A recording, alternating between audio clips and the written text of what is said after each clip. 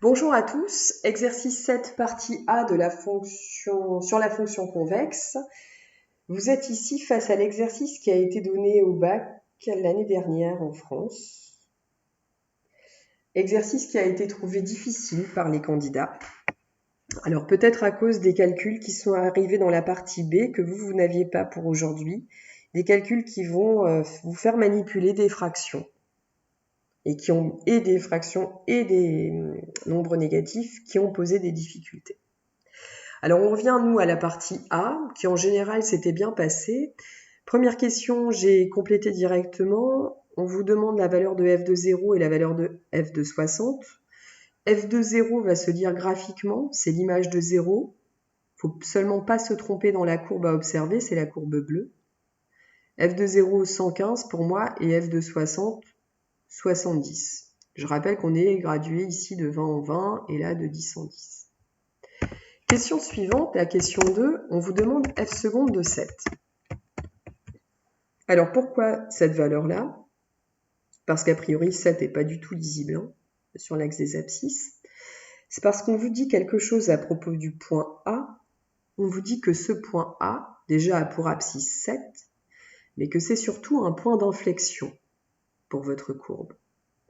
Vous savez que votre courbe traverse sa tangente à cet endroit. C'est-à-dire qu'il y a une partie de la tangente qui sera au-dessus de la courbe et une partie de la tangente qui sera en dessous. Ça veut dire que A est un point d'inflexion.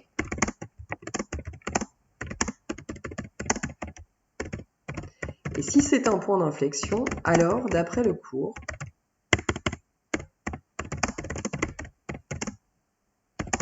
f seconde de 7 vaut 0.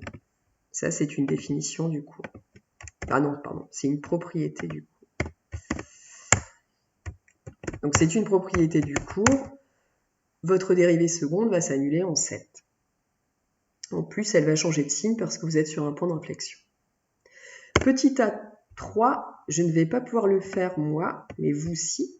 Je rappelle que vous devez assurer la partie de la courbe, enfin l'aire qui se trouve entre la courbe, l'axe des abscisses, et les droites verticales d'équation x égale 60 et x égale 0. Donc en fait, vous allez assurer tout ça. Vous ne vous arrêtez pas à la droite, là, vous assurez vraiment jusqu'à la courbe. Si on vous demande d'assurer, on vous demande aussi de contredire, peut-être, l'ébéniste qui lui affirme que cette zone que vous avez assurée a une certaine valeur en unité d'aire, 3800. Alors, je me souviens, quand j'ai surveillé donc cette épreuve-là, il y a plusieurs candidats qui m'ont interrogé sur la valeur de 3800, qui m'ont demandé s'il n'y avait pas une erreur dans le texte. Mais il n'y en a pas. Ce 3800, c'est pas étonnant qu'il soit là et qu'il soit déjà aussi grand. Parce que quand vous regardez un rectangle, on a 20 et on a 10. C'est-à-dire qu'on a une longueur et une largeur de 20 et de 10, donc une aire de 200. Chaque rectangle a une aire de 200.